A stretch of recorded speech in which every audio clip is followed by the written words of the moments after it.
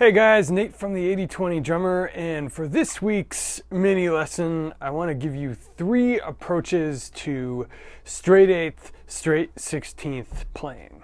So this is a question I've gotten a lot, and I think people notice that when they see either the best jazz drummers like Eric Harland or Brian Blade or Nasheet Waits play straight 8th, 16th grooves, there's a lot more going on than kind of what we learn out of the drum books, or maybe it's not just pure coordination.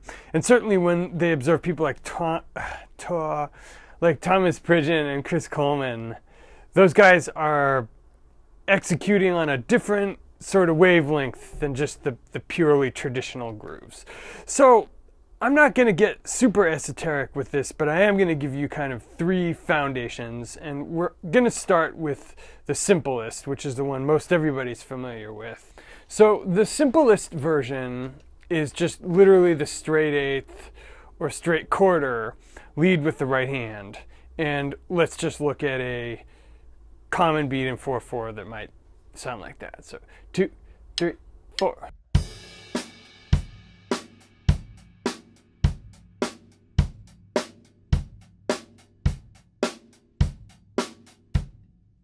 Now, of course, there are variables to making that sound good, but let's just assume that we're all trying to play something a little bit more sophisticated than that. Whether we're playing jazz or whether we're playing some sort of, fusion or linear beat, we want to make something a little more nuanced.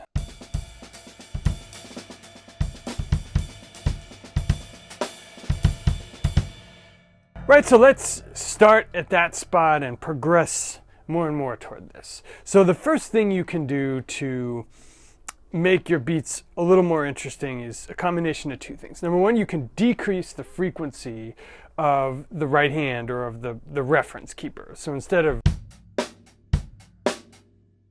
you can start.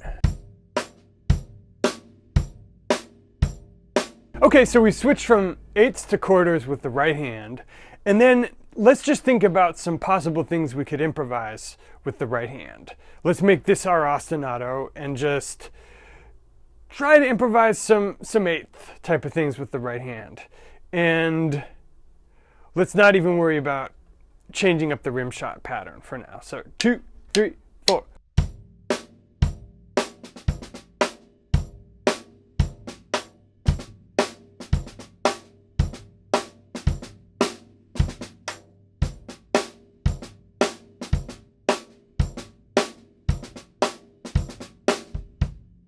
So you can see how that gives you an extra dimension. Now let's experiment with the kick drum a little bit. Let's not just play the kick drum on 1 and 3. Let's see. If we're thinking 8s, 1, 2, 3, 4, 1, 2, 3. Yeah, let's not just play the kick drum on 1 and 3. Let's move the kick drum somewhere else, make it more innovative. And again, the one thing we're maintaining is this quarter note ostinato with the right hand. So 2, 3, 4.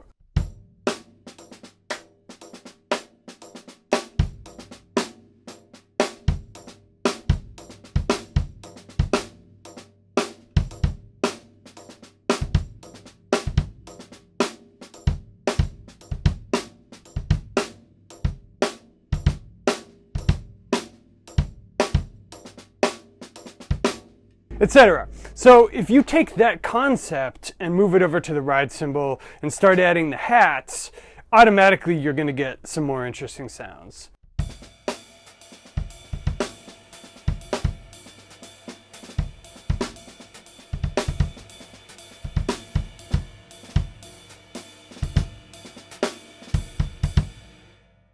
So another variation of that is on the upbeats. So say 1, 2, 3, 4, 1, 2, 3, 4. You can go 1, 2, 3, 4, 1, 2, 3, 4. And this sounds super cool on the ride cymbal. You can do a lot of stuff with it. So 2, let's see, 2, 1, 2.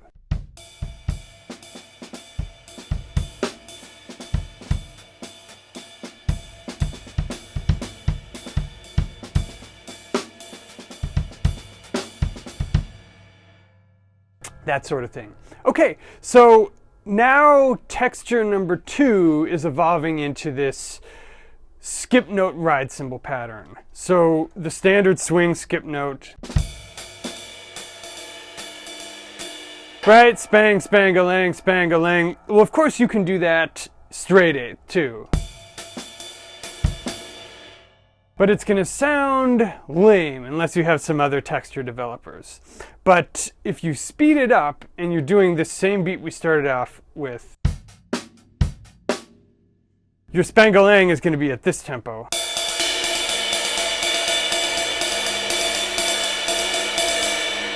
So let's go back over to the hats and just add that in and see, add that in, brew, and see what happens. 2, 1, 2.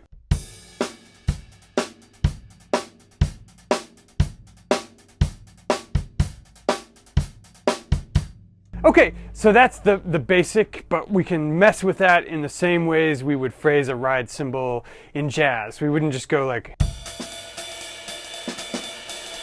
unless we're playing an exercise out of a book, more likely we'd be making phrases with it.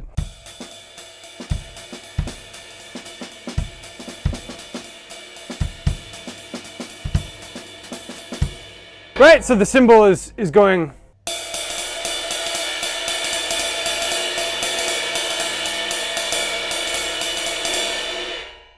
And you're going to find that you can do the same things with a straight eighth 16th groove. So just for instance,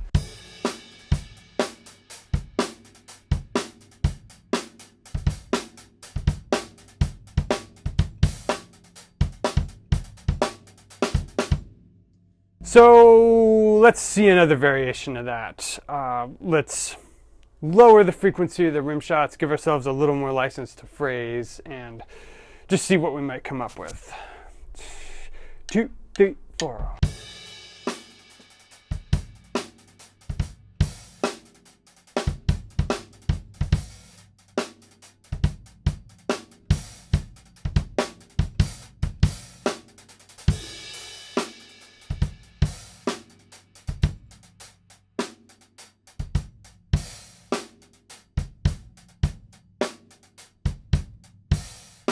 Etc. So the other thing I like to do, and if you see me grooving quickly, like if I played that in real life, it would probably sound more like.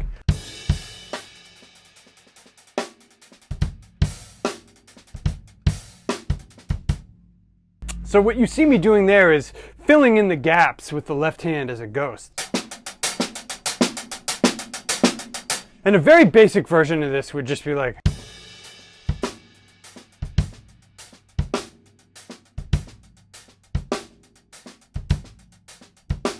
Right, so essentially you're making a complete 16th cycle. And if you're doing something like that on the ride cymbal, it just starts to get Eric Harlandy really quickly.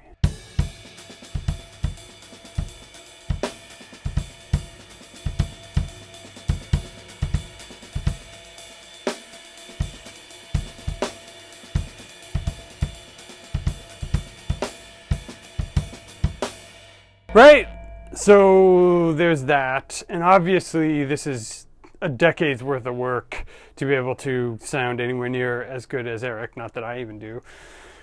But to just give you the concept, so what if you wanted to start playing with this? I mean, first I would just do something like the Module 9 exercises from my course.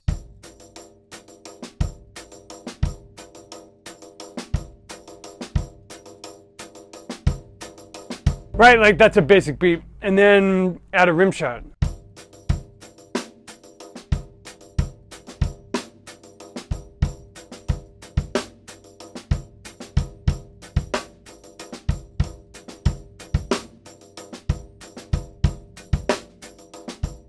Etc.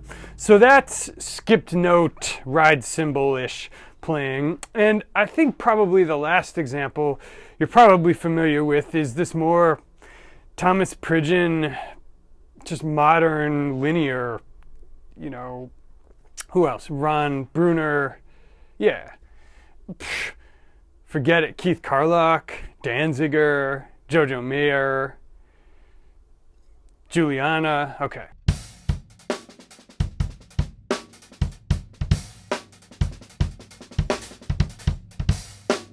That sort of playing, and I want to give you one quick way into that, which is to think about paradiddles and paradiddle permutations, and then just either permutate the kick drum or double one or the other of the hands with the kick drum.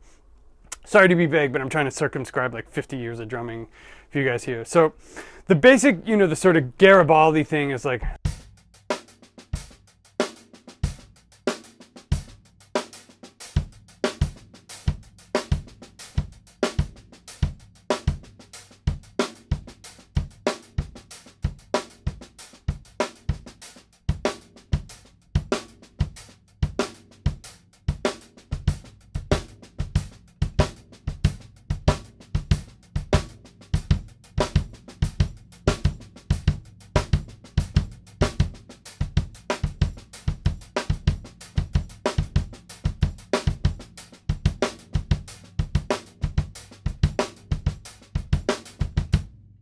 so there's that, but you can also do like, a phrase just like paradiddle, double paradiddle.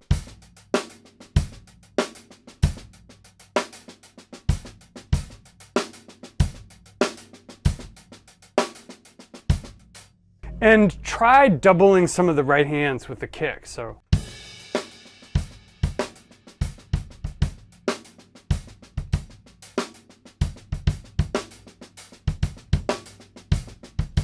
And I'm using some inverted paradiddles too. I'm cheating because I can't improvise if I stay to my little construct. So if you can actually do that, you'll do better than I. So the other one is inverted paradiddles.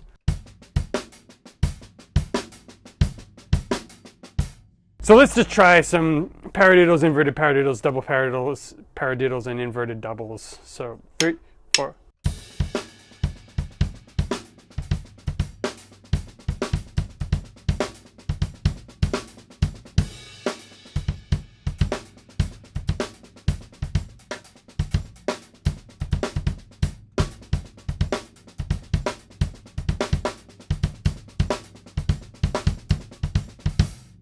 Right, so now let's go full Juliana. What's that movie, Tropic Thunder? It's like, no, you can't go full Juliana. Inside joke. So say we've got a constant hi-hat on, let's call it 8s. And we're just gonna switch and forth. We're gonna switch back and forth between that sort of more ride cymbal-ish approach to things and this really linear approach. So 2, 3, 4.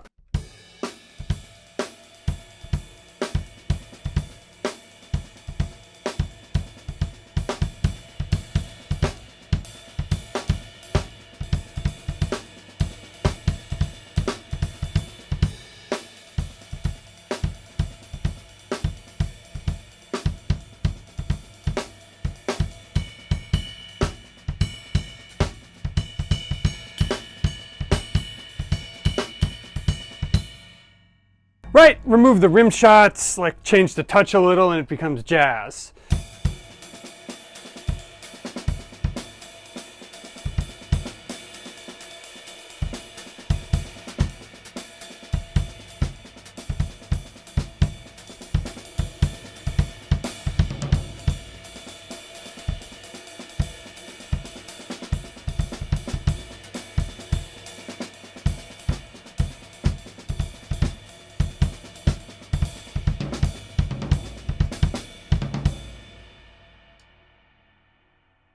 Okay, so I think that's enough to give you guys for today. That was 3 different approaches to playing straight 8th, 16th grooves. And dudes, it's time for the sales pitch part of the lesson. If you've been enjoying the free lessons on YouTube and you feel like maybe you're ready to study with me, I recommend something called the 80/20 coaching course. It's like 6 months to a year of studying with me for around the price of 2 lessons.